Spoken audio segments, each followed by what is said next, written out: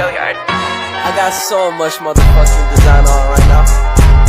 Break it down, bring it back, make it clap. I got 3 old thoughts, new block, where that day. Bitches on my line, and you know they come straight. Hold up, what it not, 45, scope it cash like whoa. How you fucking with these hoes up?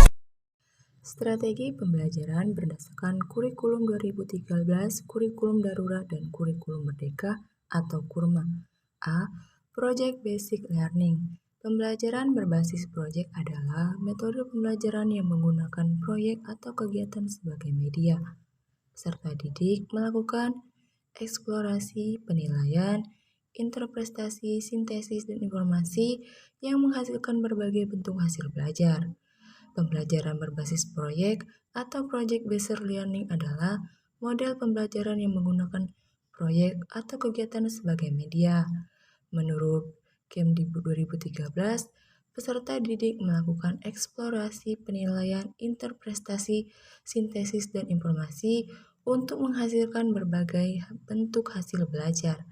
Pembelajaran berbasis proyek merupakan metode belajar yang menggunakan masalah sebagai langkah awal dalam mengumpulkan dan mengintegrasikan pengetahuan baru berdasarkan pengalamannya dalam aktivitas secara nyata. B. Inquiry Learning. Kata inquiry berasal dari bahasa Inggris yaitu inquiry, berarti pertanyaan, pemeriksaan, atau penyidikan. Model pembelajaran inquiry adalah rangkaian kegiatan pembelajaran yang menekankan pada proses berpikir secara kritis dan analisis untuk mencari dan menemukan sendiri jawaban dari suatu masalah yang dipertanyakan. Sanjaya 2006. Menurut Plaget, bahwa model pembelajaran inquiry adalah model pembelajaran yang mempersiapkan siswa pada situasi untuk melakukan eksperimen sendiri secara luas agar terlihat apa yang akan terjadi.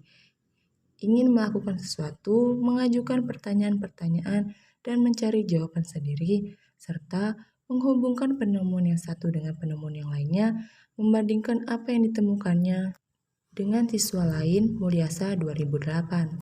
C. Discovery Learning. Model Discovery Learning adalah model pembelajaran yang dilandasi oleh teori belajar penemuan oleh Jeremy Bruner 1915.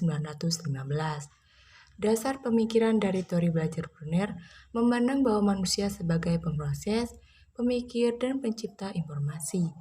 Bruner juga menyatakan bahwa belajar merupakan suatu proses aktif yang memungkinkan manusia untuk menemukan hal-hal baru di luar informasi yang diberikan kepada dirinya. Dalam mengaplikasikan model discovery learning, guru berperan sebagai pembimbing dengan memberikan kesempatan kepada siswa untuk belajar secara aktif. Sebagaimana pendapat guru harus dapat membimbing dan mengarahkan kegiatan belajar siswa sesuai dengan tujuan pembelajaran. Kondisi seperti ini ingin merubah kegiatan belajar mengajar yang teacher-oriented menjadi student-oriented. Dalam discovery learning, hendaknya guru memberikan kesempatan muridnya untuk menjadi seorang problem solver, seorang saintis, historis, atau ahli matematika. Bahan ajar tidak disajikan dalam bentuk akhir, tetapi siswa dituntut untuk melakukan berbagai kegiatan, menghimpun informasi, membandingkan, mengkategorikan, menganalisis, mengintegrasikan, mengorganisasikan bahan serta membuat kesimpulan-kesimpulan.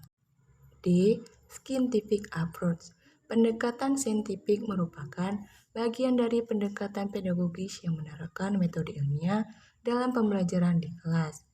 Pengertian penerapan pendekatan saintifik tidak hanya fokus pada bagaimana mengembangkan kompetensi siswa dalam melakukan observasi ataupun eksperimen, namun bagaimana mengembangkan pengetahuan dan keterampilan berpikir siswa sehingga dapat mendukung aktivitas kreatif dalam berinovasi atau berkarya. Menurut majalah Forum Kebijakan Ilmiah yang terbit di Amerika pada tahun 2004, sebagaimana yang dikutip di Wikipedia, pendekatan saintifik mencakup strategi pembelajaran yang mengintegrasikan siswa dalam proses berpikir dan penggunaan metode yang teruji secara ilmiah dengan kemampuan bervariasi. Selain itu, penerapan pendekatan saintifik membantu guru mengidentifikasi perbedaan kemampuan siswa atau peserta didik. E. Keterampilan abad 21. Keterampilan abad ke-21 merupakan keterampilan penting yang harus dikuasai oleh setiap orang agar berhasil dalam menghadapi tantangan, permasalahan kehidupan, dan karir di abad 21. Beberapa organisasi telah merumuskan definisi keterampilan abad ke-21 yaitu 1. Kepemimpinan, 2. Tanggung jawab, 3. Pemecahan masalah, 4. Pemikiran analitik, 5. Kemampuan beradaptasi, 6. Komunikasi, 7. Inisiatif, 8. Pengarahan diri, 9. Kreativitas, 10. Kreativitas lintas budaya, 11. Kerjasama. F. Proyek Penguatan Profil Pelajar Pancasila atau P5. Proyek penguatan profil pelajar Pancasila memberikan kesempatan kepada peserta didik untuk mengeksplorasi ilmu, pengetahuan, mengembangkan keterampilan, serta menguatkan pengembangan 6 dimensi profil pelajar Pancasila.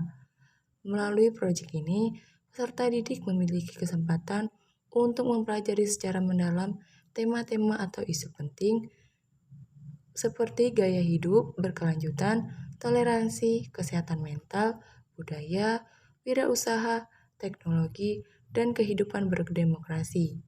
Proyek ini melatih peserta didik untuk melakukan aksi nyata sebagai respon terhadap isu-isu tersebut sesuai dengan perkembangan dan tahap belajar mereka. Proyek penguatan ini juga diharapkan dapat menginspirasi peserta didik untuk memberikan kontribusi dan dampak bagi masyarakat dan lingkungan sekitarnya. Kompetensi profil pelajar Pancasila memperhatikan faktor internal yang berkaitan dengan jati diri, ideologi, dan cita-cita bangsa Indonesia, serta faktor eksternal yang berkaitan dengan konteks kehidupan dan tantangan bangsa Indonesia di abad ke-21 yang sedang menghadapi masa revolusi industri 4.0. Penguatan profil pelajar Pancasila diimplementasikan ke dalam proyek yang dilakukan oleh peserta didik. Proyek penguatan profil Pancasila adalah proyek lintas disiplin ilmu yang kontekstual dan berbasis pada kebutuhan masyarakat atau permasalahan di lingkungan satuan pendidikan. Artinya, pelaksanaan proyek ini tidak terikat oleh rumun mata pelajaran, melainkan disesuaikan dengan karakteristik dari proyek dan permasalahan yang dibahas oleh peserta didik.